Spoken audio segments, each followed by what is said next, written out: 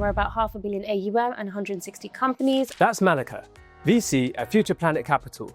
She breaks down exactly how she looks at decks. 100% do internal and external due diligence. Internal due diligence being things like looking into the data room, looking into products, interviewing obviously the founders, the people around them, and being able to actually understand, is there legs behind this? When you're going out with an idea, proving that out is really important, and that is key for you to understand your market and if it is real or not. It's also about being realistic, right? You need to see what can you do within the next 12 months. How realistic is that? Or are you just in clouds right now? But I think it goes a long way when you're able to demonstrate how you're actually doing it right and how you're building trust and how you're building value. I think speaking to your customers is so important. We need to feel confident that this product or what you're building is going to have legs. And how do we nail that? If we feel confident in the fact that you've actually spoken to the right people. There's much more in this episode.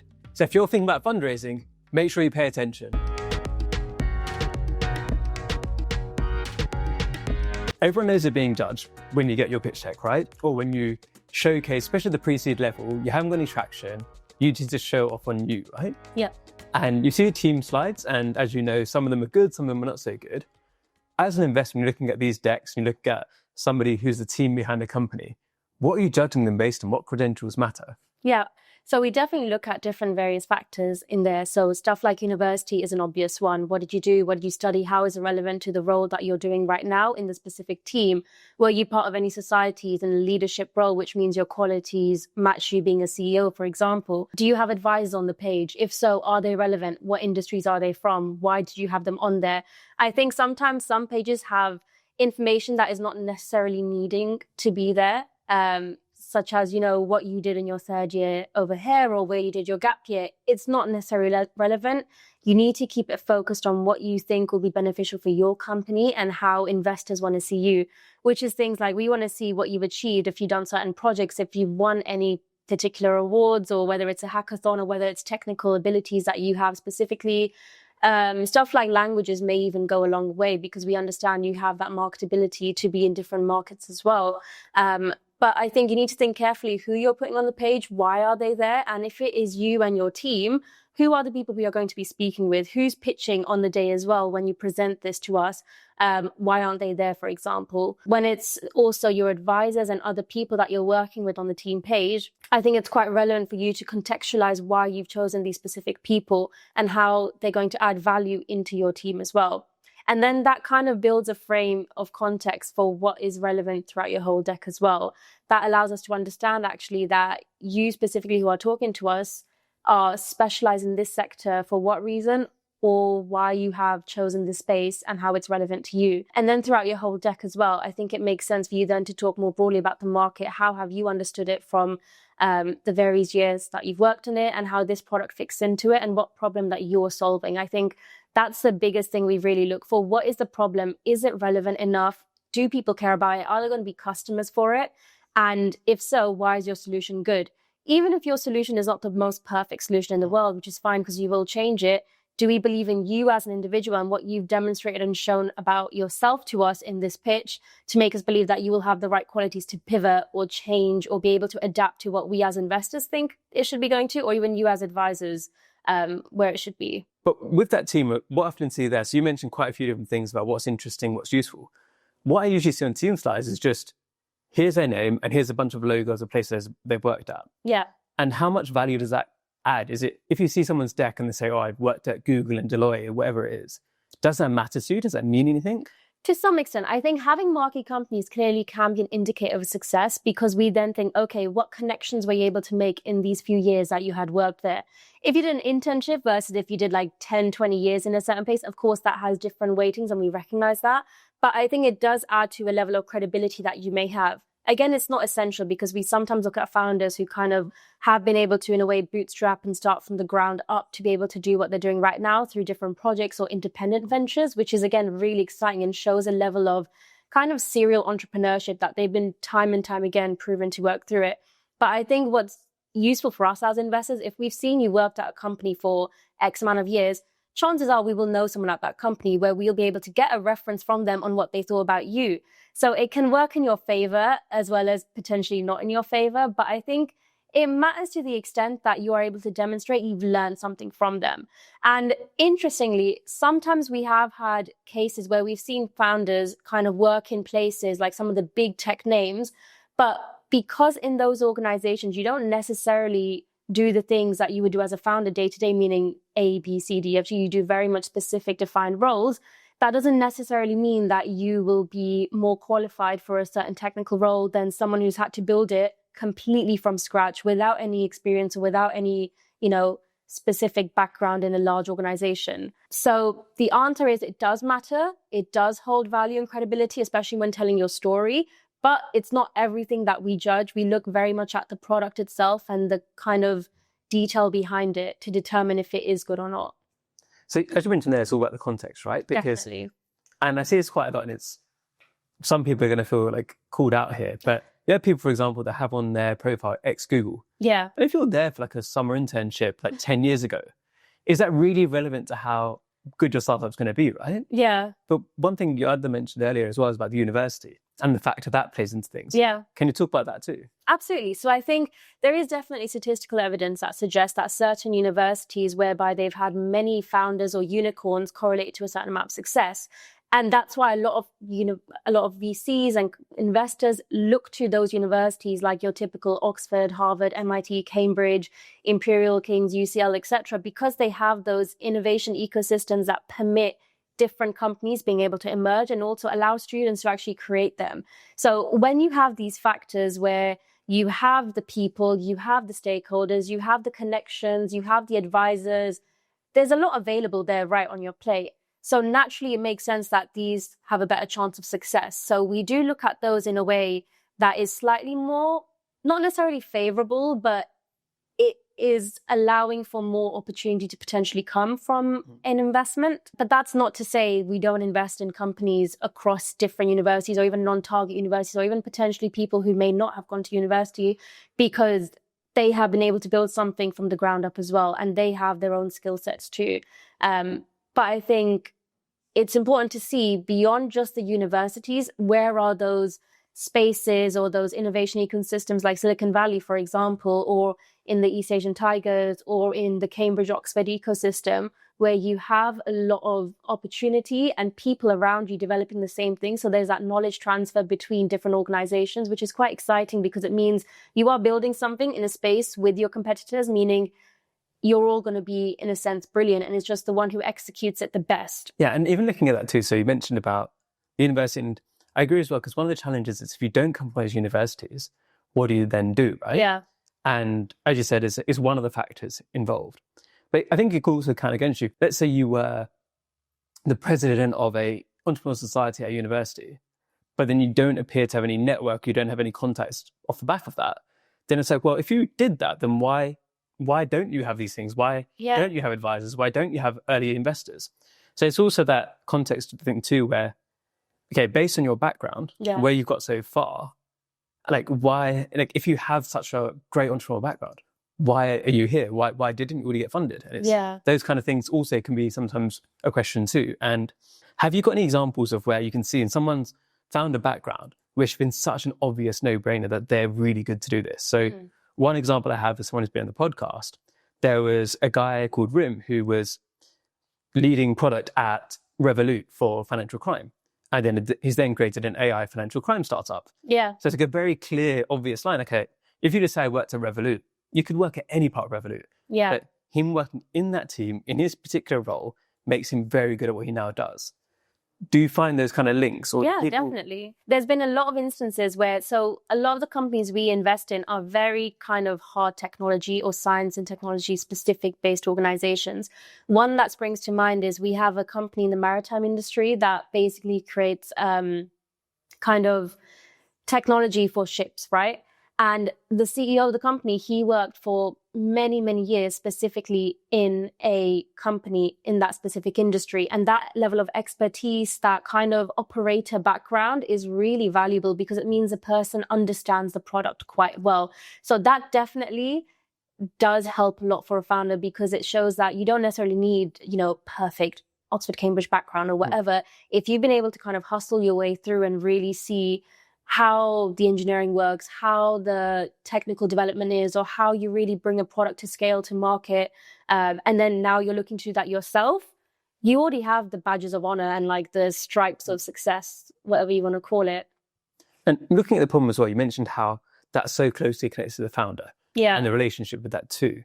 What do you want to see there? What do you want to see when someone's telling the story about the problem and how they found it? What is a good way, or what's a good story or narrative that you want to hear in terms of the way they structure it? I think one that has stuck with me is I attended an event and there was a founder called Ahana. She developed an app called Claire, which is kind of a skincare based one. And it was based off her own personal struggles with acne and skincare.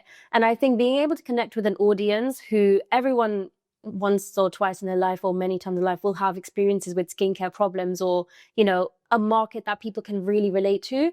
I think building on that and then connecting it back to yourself and why you think that solution was valid is really powerful.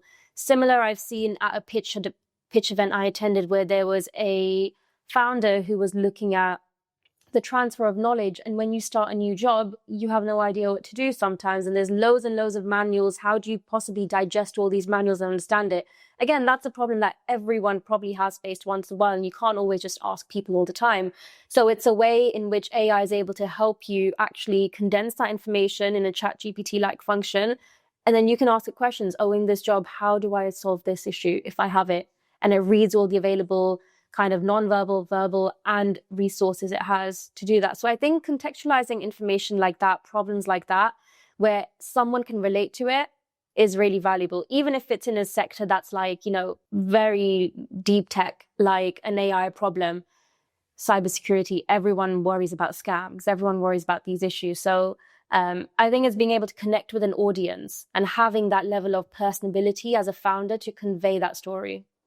And do you find founders on average are good at doing that? Or what's your experience of the average founder? I think it depends, particularly on sector by sector. I think sectors like fast-moving consumer goods are much more easier because it's kind of a day-to-day thing that you're able to experience. When it comes to stuff like aquaculture, you know, like fishes and like farming and things like that, I think you really need to reach the right audience and the right investor. So a very specific climate tech investor would be good for that because we understand why it's such a problem and why we need solutions in that space. And we can really understand the need for climate change right now. Similarly, if it's a issue in security or an issue in defense, it really depends on the investor you're speaking to. And that's why I think it's so important for when you're pitching and finding investors and curating those lists to really be targeted in who you approach and why you approach them and be able to understand their investment thesis. I think that's the thing people often get wrong. And I'm just like, we're not the right people for you because you haven't researched enough about kind of what we would invest in, why we would do it. So that fit between having a problem and people who care about the problem, it can be the investors or it could be corporates or private people who also care. And you also do about the validation, right? Because you mentioned about personal stories. So if someone can say, I really struggle with this problem and that's why I'm creating this. So Ahana's on the podcast like a couple of years ago. And like you said, she's very good at showing that story. Like, this is the journey I went on for so many years. And it really frustrated me that there wasn't this solution. Yeah. And then she's now building that. But one of the challenges can always be is like, what if it's a massive problem for you, but nobody else cares? So how do you make sure that something you're really passionate about, there's actually a market for it? Money. See where the money is. One of the main slides that always should be on a deck is the market size, the addressable market, the target market, the serviceable market as well. And of course, within that, you get so many different players to which the market would appeal to, but who do you actually care about? And when you can size that up in terms of opportunity, in terms of growth, how big it's going to be in the next few years, any investor would turn their head and be like, okay, this is where we could be or where we should be. And they'd even kind of consider if their investment thesis aligns with it or could align with it. So I think that's a very, I guess, blunt way, but a real way that investors want to see outcome, because at the end of the day, our main objective is to get a financial return in most cases. So we obviously care about the problem, but we care about how much money is the problem going to make us. Hello. Quick interruption to let you know a bit more about Bay HQ. We're the community for high growth Asian heritage entrepreneurs, operators, and investors in the UK. You can join us totally free at thebayhq.com/join. There you'll get our CEO structure in your inbox every week, which is content, events, and opportunities. You can also get access to our free Startup Fundamentals course by joining. Let's get back to the show. And even looking at that, right? So I'd say basically every deck I've ever seen always has like a massive TAM, right? Of course, yeah. When reality is not really, it's just the way that they've calculated it. Right? Yeah. And how should people be thinking about that of like, what actually is the market? And how are you checking that as well? Because obviously you're seeing TAM coming in, using data yourselves. Yeah. What do you want to be seeing as TAM? Because I think sometimes you hear people say like, oh, my TAM is at the fitness market. And it's like, you're not the entire fitness market, right? No. And you're not, if you're creating an app, that doesn't mean you can include clothes in that and all these kind of things. Yeah. So how do you think about that on when you're judging what somebody has in that slide? Yeah. Because often I just look over it. I was like, they're going to make something up here. So there's no point in even looking at it. Yeah. So how do you judge that? I mean, to some extent, it's absolutely illustrative, right? Because it is an assumption from a top down or bottom up, whatever you want to take. And it depends, again, on how every investor decides to calculate or every founder. And no two people will get the same TAM typically if you use the same variables or different ones. So I think what I personally care about when I see a deck and I see a TAM is I want to see one, for me, the TAM is more kind of the future prospect. This is what could potentially be addressed when this product is proven, when the company has traction, scale, and operational capabilities. This is what could happen down the line. We could access all of these different areas.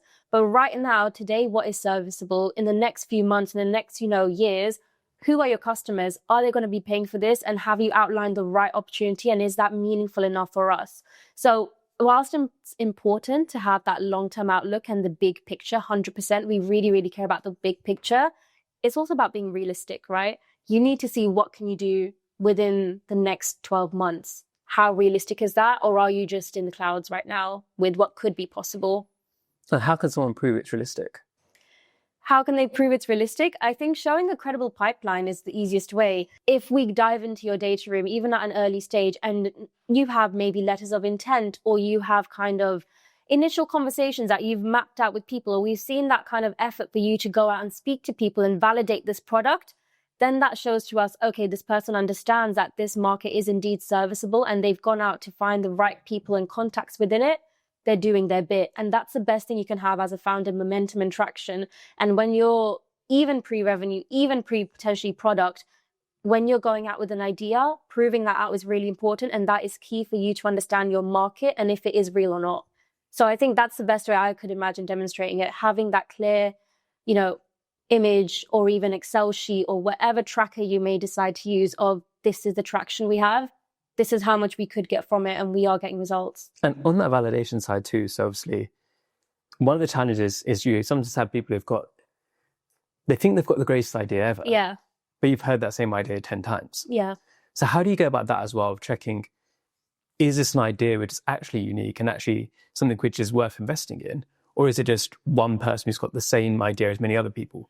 Are you doing that work behind the scenes to make sure that is this a market which is defensible and those 100%. The amount of times I've had to go into IP reports sometimes, even have to watch YouTube videos to understand what is the specific technology behind it. I mean, we actually have an IP lawyer in-house as well. So as a VC or as an institutional investor, whatever it may be, we will 100% do internal and external due diligence. Internal due diligence being things like looking into the data room, looking into products, interviewing, obviously, the founders, the people around them. External being stuff like looking at references that they're able to provide. That can mean other people on the cap table or advisors or angel investors that you may have, things like that. And being able to actually understand, is there legs behind this? And it is very common where we'll see the same idea many times, but perhaps a different execution or a slightly different product, or just like a difference in the supply chain. And I think one key takeaway I've had as an investor is often the ideas in the market will all be relatively similar. And the winner that comes out of it is the person who's able to actually operationally do it the most effectively. And that means whether it's controlling a certain proportion of the supply chain, then they have power and autonomy over that part of it. And they can then service to their own competitors as well because they have those licensing agreements or whatever it may be. Or it could be things like they've got on a landmark client or a big corporate that's going to vouch for them or that's going to really, implement what they're doing across a large market. I think that's really powerful as well. So I think in terms of competition and defensibility, we 100% do dive into that a lot, as much as we can. It's hard at the early stage, of course, because again, how can you put IP on something that's an idea, or how can you really defend it? But a lot of it is in the execution, or even in the kind of roadmap that you have to getting to that defensibility and making sure that no one can replicate the way in which you're doing things. Because like you say, the product's going to change eventually, more or less. You're going to do more stuff. You're going to have add-ons on the side of it too. But it's how you do it, how you have the leadership, the team around you, the expertise that really matters. And one of the things I think is now an annoying habit that I've got is whenever somebody explains their idea to me, it's like, oh, have you heard of this company? And it's a startup pretty much doing exactly the same thing. Yeah. And if somebody's currently trying to raise capital, especially from institutional money, and they haven't heard of a competitor that I've heard of, that's a big red flag to me, because you should know about the people. Absolutely. Like that, right? Yeah, you need to know your market. And the pages that I love most in a deck is when they have that market map page. I find those so interesting, because then I'm like, oh, which ones have you missed out? Or like kind of, how do you perceive them? Because obviously I've done my analysis. I know what I'm thinking. This one has better product in this way, or this one has kind of this capability. But from you as an operator in this field, how do you differentiate yourself? I think those are really good to see. So I would always say have a market map page, because it's going to come up eventually when we're assessing you in some ways. I think one of the best ones I mentioned earlier too is that if you experience a problem yourself and you've used this other apps or competitors before, then you can say, oh yeah, this doesn't exist because I've tried to solve this problem. Yeah. With the other one, it's very obvious to me when somebody can explain that, because I'm like, oh, like, how are you better than your competitors? Like, oh, well, this company, the way they've done things, I can't do it. They can't do what I'm doing because they've got legacy software, whatever it is, right? But they'll know the intricacies. When it's simply like, oh yeah, we're the ones that are doing it the fastest and the best. And I've had that before when someone, it was at a pitch day. Yeah. Where I think I asked them, like, oh, how are you going to win over like a very competitive market? It's like, oh, we're going to move faster than anybody else does. And it's like, all of your competitors are going to tell me the exact same thing. There's got to be something in there which is unique in some way, right? I think first mover advantage is definitely like a textbook thing that's given. But I feel like from what I've seen often, it's not like, of course, it's important to get to the market when there's a lot of interest, when there's a lot of capital availability and deep pockets to invest in that space. 100% you need to be at the stage to be a contender, for sure. But I think it goes a long way when you're able to demonstrate how you're actually doing it right, and how you're building trust and how you're building value. It's all well and good to do it the quickest, but if it's not a well-executed job, then it's not going to work. I think someone once told me that an example where you have Microsoft, right? Everyone uses, say, Google Chrome. But you remember the days when there was like Mozilla Firefox, there was Bing is still around, but many, many different Internet Explorers. Now there's only really like one or two that actually people use, even though all of them were there first. Why? Because they're the most efficient. But it's now what you're able to build on top of those platforms that's quite interesting to us, rather than the competition of those platforms itself. So having that ability to have a product that, one, beyond all of its competitors, actually able to do the best, but then also be a tool for other people to actually use, build upon, and have value created around it. I think that's what's really interesting, because that collaboration aspect means you're a strong contender in the ecosystem, not only as a player solely by yourself. So being embedded in the space is really important, I think. So I'd love to get your input on this, because I think some of the things we've touched on so far, there's one element of some founders aren't the right founders for the market, right? There's also sometimes the founders are the right founders for the market. They just haven't explained themselves well. And how much do you think that's an interplay of, like, is it a lot of times you find the founders, the way they present themselves to you, it can seem like they're the wrong person, or they don't know what they're talking about. Yeah. But it's actually, they're just not very good at presenting. And when you dive into their backgrounds more, it's like, I see that quite a lot, where someone's telling me something in questions, then something really good comes up. Like, why is that not in your deck? Yeah. It happens, I think, a lot that I've seen with technical co-founders. When you have an individual who's like really, really into the science, or really, you can tell they understand the product brilliantly and they're very intelligent and competent, but their pitching and presentation skills aren't just top notch yet. And I think personally, I feel that, to me, it does say a lot in terms of you need to be able to present yourself and pitch yourself and get that elevator, whatever it is, right? But I think it is quite powerful to have someone who knows what they're talking about. So I always think with that, like with a bit of training, with a bit of support, it could get there. to be a lot more successful and be able to actually help them out. I think that's something we offer as well as a VC, and many other VCs do as well, like training and support. If we like, of course, we invest in the founder and the team, especially at the early stage. That is definitely the most important part, one of them. But if we really like the team and what they're building, but we don't think, say, the founders are there just yet, then we can help them in terms of giving them training, in terms of giving them opportunities and building and supporting them in that way. And I think that's also part of believing in the mission, because if we believe in you and your execution, that says a lot. Another big thing too, right, is that sometimes in pre-seed decks, people have like the exit strategy. Yeah. And when it's such an early stage thing, it's like, is that useful or not? Because it's going to be usually wrong. Yeah. But do you find that useful when you're looking at companies? I think the mindset we have as a VC, regardless, is how will we get out of this eventually? Because obviously we're financial investors. And if you're investing from a fund that has a 7-year horizon, a 10-year horizon, at the end of that, we will need to leave one way or another, whether it's the ideal scenario, which is obviously an M&A acquisition through a strategic or a financial, or if it's like an IPO, which would be ideal, but obviously in this market, it's quite tricky. Or it could be through a secondary, say we need to get rid of, the holding specifically. I think it is very valuable for us to be able to see what you have in mind as an ideal outcome for your company, whether it's a standalone industry magnet or if it's being acquired by one of the certain players. Having that is always really relevant. And we understand that it's not necessarily going to go perfectly across the next 5 to 10 years because nothing is predictable. But what's more important is how you have mapped out the mindsets to the milestones to really get there. And that means in year 1, what you're expecting, in year 2, what are the revenue expectations that you have in year 3? Who are you reaching out to? Are your investors potentially your acquirers as well? If you have kind of strategic corporations on the cap table, do you think down the line they'll do acquisitions like yours? Because often we've seen in many competitors that we have a pre-seed company that got invested by a massive conglomerate, and then 2 years when they're doing their Series A, they actually just bought the majority of the company because they've tried and tested their product. They see that it's worked for them. That initial investment was kind of a, trial basis. And now they've proven it out and they've gotten an acquisition. So I think it's good for pre-seed founders to understand that step and that process that anyone will have to eventually go through when they're trying to exit. And I think it shows a level of maturity in the fact that you understand where this business will go and you recognize where the motivations are around the table, because everyone will have different ones. But when it comes to getting your money back, that is often where people can be the most aligned because they want the best outcome for themselves, but then also for the company that they've tried to add value on for the whole amount of years.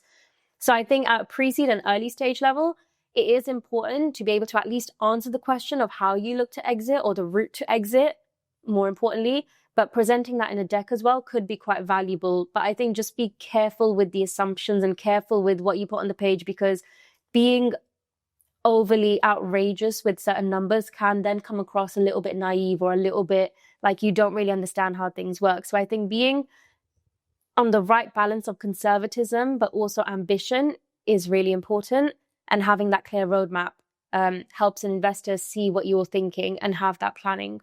Before we go to quick fire questions as well, is there anything that we've missed out, that you're obviously seeing so many exciting things going on all the time? Is there any other top tips for founders now of how they can get across themselves well across to you? I think speaking to your customers is so important.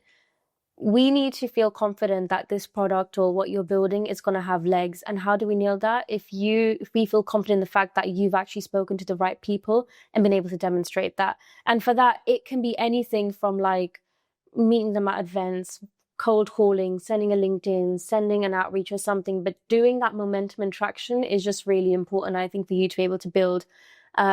I think it's important to make sure you, again, pivot naturally to the market. You don't need to be so obsessed with your particular solution, but the problem and making sure people are on board with that mission is really essential. Thanks so much for coming on today. We have to go to quick fire questions now. So the first one is, who are 3 British Asians or Asians in Britain you think are doing incredible work and you'd love to shout them out? I think there's a few that I follow on LinkedIn. One would be probably Simi from Simmers, which is a company that's built, which does ready-made meals and stuff. And I think seeing that growth and progress on LinkedIn and updates and different things that are being done to the fastest growing businesses in the UK, I think is really exciting. And seeing the journey that's been made towards that, I think is inspiring for a lot of young people to actually be able to push towards doing what they want to, breaking kind of the traditional routes that you may take into a working world, and just taking a leap of faith into a business idea that you have, which I think is cool. Secondly, I think it would actually be Anissa from The Apprentice recently, who was a runner-up. And I think the reason I like her story a lot is because she is kind of the opposite in the sense that she's had a brilliant academic record. She's worked in very top institutions in the UK as well. But she's kind of gone and done her own business. And through that, I see a lot of value in really seeing how a young Asian woman is able to do all the things that are technically right in a career and still be able to actually work in her own space and be able to do it independently and build it up from the ground, which is really exciting, I think. And it's quite cool to see her on TV because growing up, it's hard to see inspiration, people like yourself on a big platform like that. So I was rooting for her a lot and I really enjoyed watching it. And then finally, I think a founder that I saw speaking recently as well was probably Sidi from Why Hungry. And it was one of the most refreshing, candid conversations I've ever seen of experiences as a founder, especially a brown woman, female founder in the space, proving out your product, how people perceive you, how people talk to you even, whether they think you're credible enough because of certain biases or hidden kind of observations that they may have. And I think that level of determination and dedication to just go ahead and do what you want sort of thing is a good, refreshing reminder for people to actually remember. Awesome. Thank you. So if people want to find out more about you and what you're up to, where should they go to? So yeah, if you want to kind of learn more about me and see what I'm doing, then you can follow me on LinkedIn. I also, of course, work with Future Planet Capital, which is a impact venture capital firm investing in the UK and globally. We're about 500 million AUM and 160 companies. And the sectors we do range from climate change to healthcare to security and sustainable development, as well as education. So you can follow our LinkedIn and our website and exciting news from there. Is there any way that the audience could help you today? I think how the audience could probably help me is I'm always interested in learning more about the industry, more about experiences that people have. So it'd be great to connect with people who actually have kind of reports or different data, or if they have experiences in working in the growth space or the VC space and how they found transitioning from even a corporate career into that or beyond that as well. So connecting with other like-minded people in the space, really. So thanks so much for coming on again. Any final words? Thank you for having me. I'm really excited for the VC landscape. I know that sounds really nerdy, but I think we're reaching a period where we're coming back to hopefully a lot more liquidity, a lot more activity in the market. And I'm really excited to see all the new businesses being built. And coming from a period where we had a lot happening in the 2021 and 22 space to a massive dip, I'm really excited to see a resurgence in activity and just more entrepreneurs, more people, more things being built, and a lot more disruption in the space. And then attending events to really see and meet people who are doing that. Thank you for watching. Don't forget to subscribe. See you next time.